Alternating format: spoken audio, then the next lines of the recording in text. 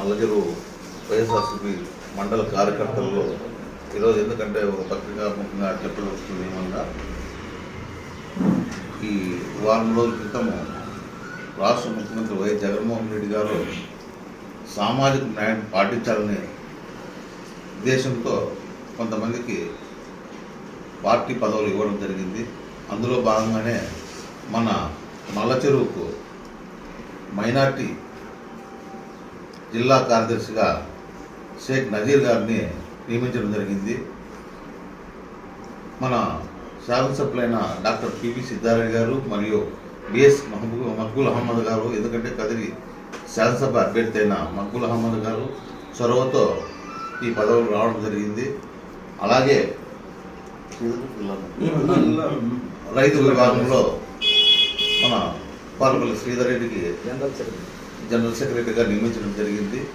ప్రతి ఒక్కరికి ఈ పార్టీలో పార్టీ పదవులు అయితేనేమి ప్రతి ఒక్క విషయంలో కూడా పెద్దపేట వేస్తూ ఈ నల్లచెరువు మండల వైఎస్ఆర్సీపీ కార్యకర్తలు మూకుమ్మడిగా ప్రతి ఒక్కరూ పార్టీకి ఎనలేని సేవ చేస్తున్నారు. కాబట్టి ఆ రోజు గుర్తించి వీళ్ళిద్దరికీ పదవులు ఇవ్వడం జరిగింది. ఇంకా కొంతమందికి అనేక పదవులు కూడా ఇచ్చినారు. ఎందుకంటే అది ముందే ఇచ్చినారు కాబట్టి దాన్ని ఏమీ ప్రస్తావించిన అవసరం లేదు. ఇలాంటి పదవులు మరెన్నో ఇంకా మాకు ముఖ్యమైన కార్యకర్తలు ఉన్నారు, వాళ్ళకు కూడా ఇంకెన్నో పదవులు ఇవ్వాలని పార్టీ అధిష్టానానికి తెలుపుకుంటూ ఈ పత్రికను తెలియజేయడం జరిగింది.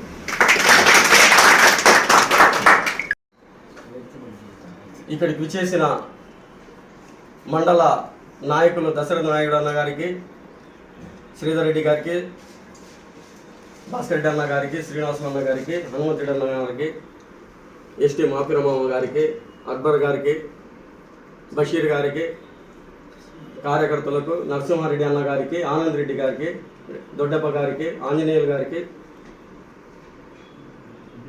ఇక్కడికి విచ్చేసిన ప్రతి ఒక్కరికి నా ధన్యవాదాలు తెలియజేసుకుంటున్నాను.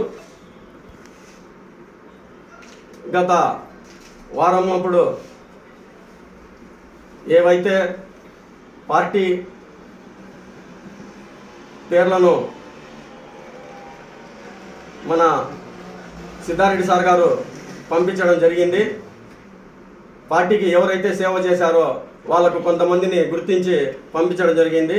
నాకు డిస్ట్రిక్ట్ మైనార్టీ సెక్రటరీగా కల్పించిన డాక్టర్ పివి సిద్ధారెడ్డి సార్ గారికి, అలాగే మన పార్టీ అభ్యర్థి కదిరి నియోజకవర్గ అభ్యర్థి మక్బూల్ అహ్మద్ అన్న గారికి ఈ సందర్భంగా కృతజ్ఞతలు తెలియజేసుకుంటున్నాను.